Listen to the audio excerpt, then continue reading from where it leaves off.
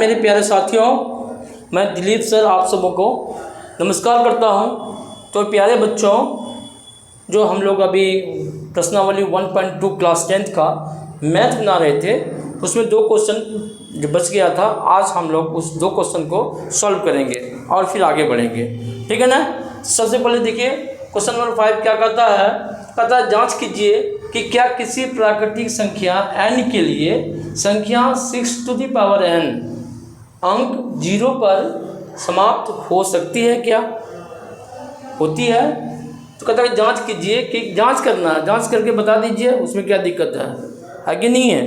तो हम लोग जांच कर देंगे उसमें, है कि नहीं है। क्या 6n अंक जो है 0 पर समाप्त हो सकती है। अच्छा, एक चीज़ आपने पढ़ा होगा शांत और अशांत के बारे में। शांत जो होता है वो क्या होता है, उसका जो गुणनखंड होता है 2 गुना 5, 2 पे पावर 5 कुछ होगा या 5वें पावर, है ना, धनात्मक लेकिन होगा पावर, है ना। तब क्या होता है, तब उसके जो गुणनखंड होता है उसका जो अंत होता है, उसका जो लास्ट होता है वो 0 से होता है। तो उसी पर आधारित है। यहाँ पे हम एक चीज़ लिखेंगे, माना कि क्या लिखेंगे, माना कि a बराबर क्या है कि 6n है ना। तो हम क्या लिख सकते हैं इसको, a बराबर को क्या लिख सकते हैं, है ना, 2 गुना 3 पे पावर n लिख सकते हैं। ठीक है ना। और क्या लिख सकते हैं, a बराबर क्या लिख सकते हैं हम लोग, 2 गुना 2 पे पावर n लिख सकते हैं और गुना 3 पे पावर n, अलग अलग भी हम लोग कर सकते हैं, है ना। और 2 गुना 3 पे पावर के क्या मतलब हुआ, मतलब हुआ कि n, क्या मतलब हुआ कि भाई 2 पे पावर n भी है और 3 पे पावर n भी है ना। आपने रूल पढ़े होंगे। ठीक है ना। अब लिखेंगे जहाँ 2 और 3 एक अभाज्य संख्या है,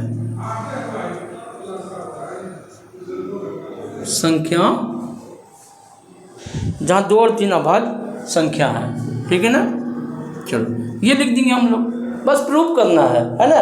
जहाँ 2 और 3 एक अभाज्य संख्या है, 2 और 3 अभाज्य संख्या है। ठीक है ना। तो हम क्या लिखेंगे, हम जानते हैं, लिखेंगे कि हम जानते हैं कि, है ना, हम जानते हैं कि किसी संख्या का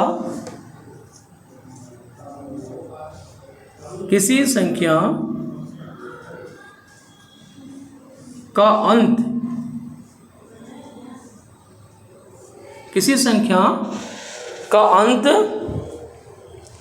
किसी संख्या अंक 0 में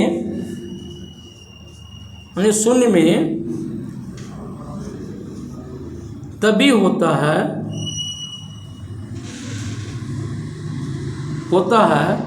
जब उसका, है ना, क्या है, जब उसका, यानी कि हम जानते हैं कि किसी संख्या का अंत 0 में यानी 0 में तभी होता है जब उसका अंत, हाँ क्या हो, जब अंत मत लिखिए, जब उसका, हाँ लिख सकते हैं, लिख सकते हैं हम लोग, जब उसका गुणनखंड क्या हो, जब उसका गुणनखंड 2 गुना 5 के रूप में हो, है ना। क्या है, हम जानते हैं कि किसी संख्या का अंत 0 में तभी होता है जब उसका गुणनखंड 2 गुना 5 के रूप में होता है ना।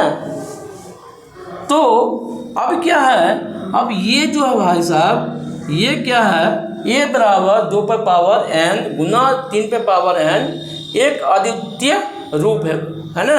तो यानी कि अब लिखेंगे, अब a बराबर जो है 2 पे पावर n गुना 3 पे पावर n जो है एक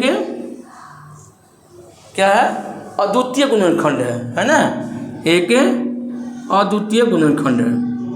हम लोग पढ़ चुके हैं, अद्वितीय गुणनखंड है, गुणनखंड है। लिख देंगे ये सब चीज। अब a बराबर 2 पर पावर n गुना 3 पे पावर n एक अद्वितीय गुणनखंड है। और क्या लिखेंगे दोस्तों, अतः लिखेंगे 2 और 3 के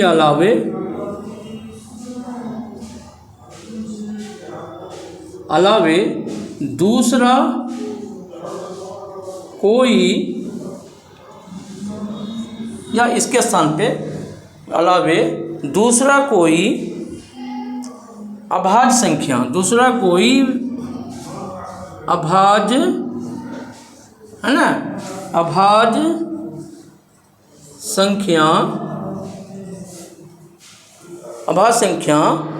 क्या कहते हैं, गुणनखंड अभाज्य संख्या a का गुणनखंड नहीं हो सकता है ना। ये सब हम लिख देंगे। यहाँ पे क्या लिखेंगे, 2 और 3 के अलावा दूसरा कोई अभाज्य संख्या a का गुणनखंड नहीं हो सकता है, ठीक है ना। अतः 5, तब क्या होगा, अतः लिखेंगे, अतः 5 a का गुणनखंड नहीं हो सकता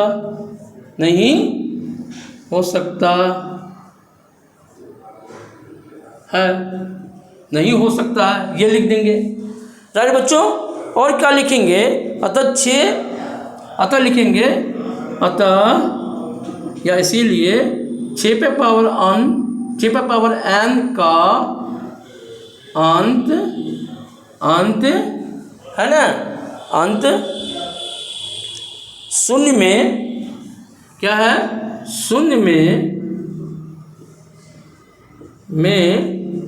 नहीं, अतः 6 पे पावर n का अंत शून्य में नहीं हो सकता है, नहीं हो सकता है। बस दिखा देना प्रूफ करके कि 6 पे पावर n का अंत जो है शून्य में नहीं हो सकता, क्योंकि 2 पर 2 गुना उसका गुणनखंड जो है 2 गुना 5 नहीं है, यानी कि शून्य में अंत में शून्य आने के लिए 2 गुना 5 का गुणनखंड होना अनिवार्य है। लेकिन यहाँ पे क्या है, 2 गुना 3 है ना। तो हम कह सकते हैं अर्थात 6 पे पावर n है ना का अंक, अतः 6 पे पावर n का अंत शून्य क्या हो सकता है, नहीं है। बस यही प्रूव करना था, है ना। बस कुछ नहीं है, यही है।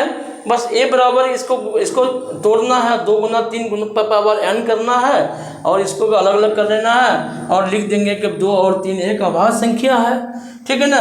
हम जानते हैं कि किसी संख्या का अंत 0 में लाने के लिए है ना उसका गुणनफल 2 गुना 5 के रूप में शांत होना चाहिए। अतः a बराबर 2 पे पावर n गुना 3 पे पावर n एक अद्वितीय गुणनखंड है, जो हम लोग थ्योरम पढ़े थे पीछे, है ना। यूक्लिड्स का डिवीजन मेथड जो एल्गोरिथम पढ़े थे। अतः 2 और 3 के अलावा दूसरा कोई अभाज्य संख्या a का गुणनखंड नहीं हो सकता। अतः 5 a का गुणनखंड नहीं हो सकता। अतः 6 पर पावर n का अंश शून्य में नहीं हो सकता, और अतः हम कहेंगे 6 पर पावर n का अंश शून्य नहीं है ना। चलिए यही प्रूव हो गया, इसी को लिख देना है। तो साथियों क्वेश्चन नंबर 6 क्या कहता है, व्याख्या कीजिए कि 7 गुना 11 गुना 13 प्लस 13 और 7 गुना 6 गुना 5 गुना 4 गुना 3 गुना 1 प्लस 5 है ना कि भाज्य संख्या क्यों है। ऐसे हम प्रूव करेंगे, है ना, कि ये 7 गुना 11 गुना 13 प्लस 13 है ना, और 7 गुना 6 गुना 5 गुना 4 गुना 3 गुना 2 गुना 1 प्लस 5 भाज्य संख्या क्यों है, composite number. Why it is composite number, बताइए कैसे है। तो दोस्तों सबसे पहले क्या करेंगे, इस सवाल बनाने के लिए हम क्या करेंगे, पहले हल लिखेंगे। क्या करेंगे, पहले हल लिखेंगे, है ना। तो देखो, माना कि दोनों जो संख्या है उसको हम लोग माना कि, है ना, माना कि a बराबर क्या माने 7 गुना 11 गुना 13 प्लस 13, है ना, ये मान लेते हैं। और b बराबर 7 गुना 6 गुना 5 गुना 4 गुना 3 गुना 2 गुना 1 और प्लस 5 है, ठीक है ना। तो ऐसे तो a बराबर हम क्या लिख सकते हैं, 7 गुना 11 गुना 13 प्लस 13 है। तो हम इसको क्या लिख सकते हैं, 13 इसमें क्या करेंगे, कॉमन ले लेंगे, है ना। तो 7 गुना 11, हाँ, तो ये 13 निकल जाएगा और प्लस क्या बचा, 1 बचा, है ना। तो 13 गुना 77 और प्लस 1, तो 13 गुना कितना आया, 78, ठीक है ना। 78 का जब आप क्या करेंगे, अभाज्य गुणनखंड निकालेंगे तो कितना होगा, वो होगा ना, अभाज्य गुणनखंड निकालेंगे तो कितना होगा, 13 गुना 2 गुना 3, यानी कि इसका जब गुणनखंड निकालेंगे तो कितना होगा, 13 गुना 2 गुना 3 गुना 13 होगा। इसमें सभी अभाज्य संख्या है, सभी अभाज्य संख्या है ना। तो हम लोग क्या लिखेंगे, क्योंकि ए जो है अभाज्य गुणनखंडों का गुणनफल है, अतः एक भाज्य संख्या है। लेकिन लिखेंगे चूंकि ए अभाज्य गुणनखंडों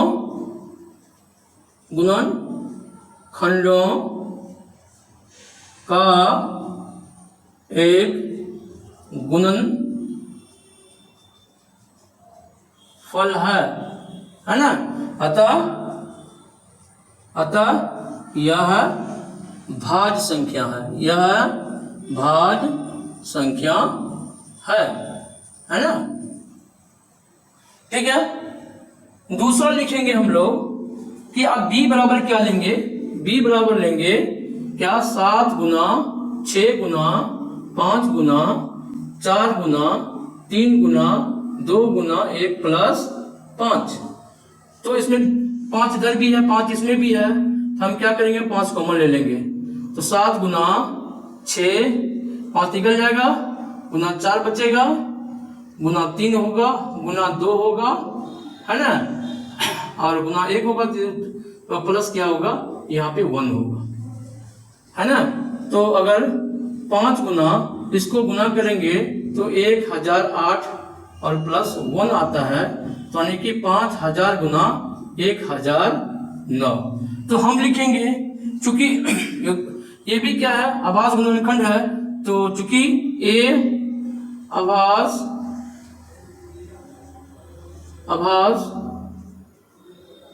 गुणनखंडों का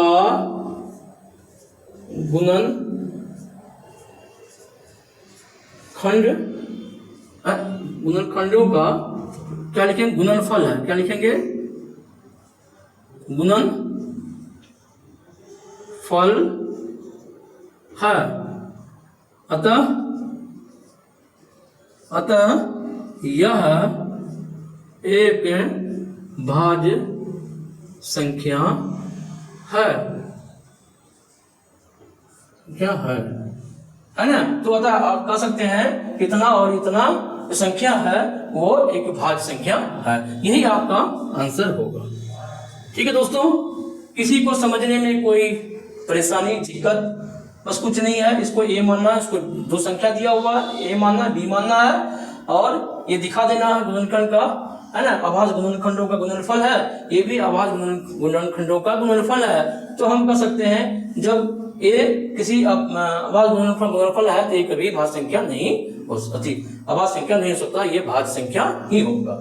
चलो आगे बढ़ते हैं नेक्स्ट क्वेश्चन की तरफ। साथियों अब बात करते हैं क्वेश्चन नंबर 7 का। बहुत इंटरेस्टिंग सवाल है, हम लोगों को आए दिन आम जो घटनाएं होती है, चीजें होती हैं, वो इसमें यूज होता है है नहीं। जो मैथ में हम जो भी चीज़ पढ़ते हैं कहीं ना कहीं उसका यूटिलाइजेशन है, यूज़ है, ये हमेशा आप मान के चलेंगे, है ना। तो प्यारे बच्चों, प्यारे साथियों, किसी खेल के मैदान में, क्वेश्चन 7 कहता है किसी खेल के मैदान में चारों ओर एक वृत्ताकार पथ है, वृत्ताकार पथ है ना। इस मैदान का एक चक्कर लगाने में सोनिया को 18 मिनट का समय लगता है। कितना? 18 मिनट का समय लगता है। यानी सोनिया जो वृत्ताकार पथ पर चक्कर लगाती है तो वो उसको 18 मिनट का समय लगता है, जबकि इसी मैदान का एक चक्कर लगाने में रवि को कितना लगता है? 12 मिनट का समय लगता है। ठीक है ना, कितना लगता है? 12 मिनट का। सोनिया को 18 मिनट और रवि को 12 मिनट। और ये मान लीजिए, कहता है कि मान लीजिए वे दोनों एक ही स्थान और एक ही समय पर चलना प्रारंभ करके एक ही दिशा में चलता है। तीनों सेम होता है। क्या होता है? एक ही स्थान, एक ही समय और एक ही दिशा, एक ही डायरेक्शन में चलना प्रारंभ करता है। तो कितने समय बाद वे पुनः, है ना, प्रारंभिक स्थान पर मिलेंगे, है ना। अब इस क्वेश्चन को हम लोग कैसे सॉल्व करेंगे? सबसे पहले दोस्तों हम लोग क्या लिखेंगे? हल, है ना, सॉल्यूशन, है ना, सॉल्यूशन लिखिए कि क्या सोनिया जो है, सोनिया, देखिए सोनिया, अच्छा, सोनिया को मैदान का एक चक्कर लगाने में, हाँ, सोनिया के द्वारा एक चक्कर पूरा करने में लगा समय, सोनिया के द्वारा लिखेंगे, है ना, सोनिया के द्वारा एक चक्कर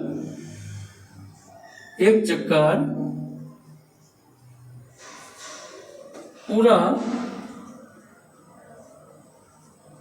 करने में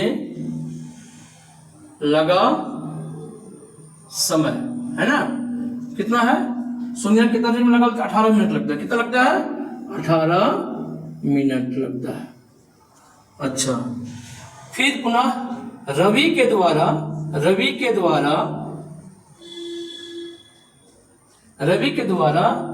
हाँ, एक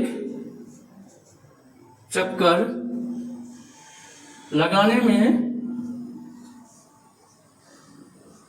लगा समय। तो रवि कितना देर में समय, कितना देर में एक चक्कर पूरा कर लेता है? ये 12 मिनट में ही क्या होता है? ये पूरा कर लेता है। ठीक है।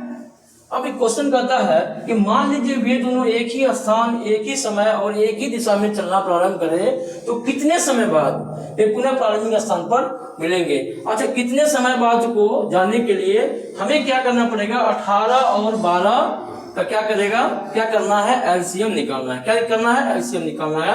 एलसीएम निकालेंगे तो उसे हमें पता चल जाएगा कि वे दोनों कितने समय बाद, कितने मिनट बाद, है ना, वे दोनों एक दूसरे से मिलेंगे, एक ही स्थान पे मिलेंगे।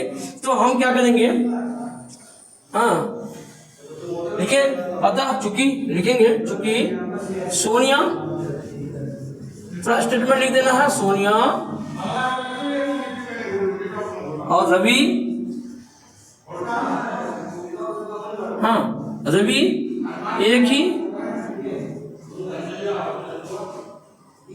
ही स्थान, है ना, एक ही समय तथा एक ही दिशा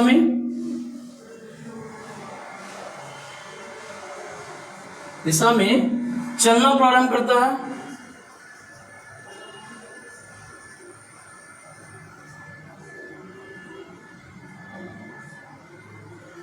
है। है ना।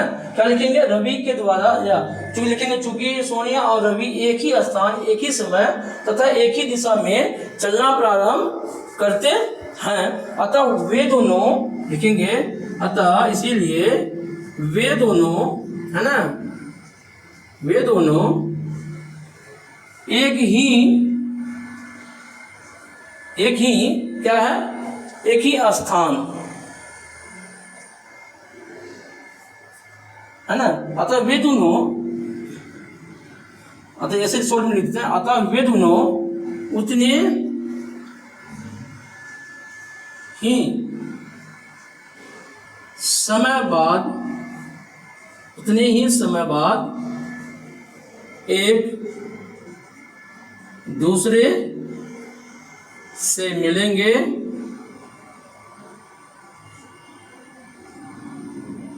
जितना, है ना, जितना 18 और 12 का, जितना 18 और 12 का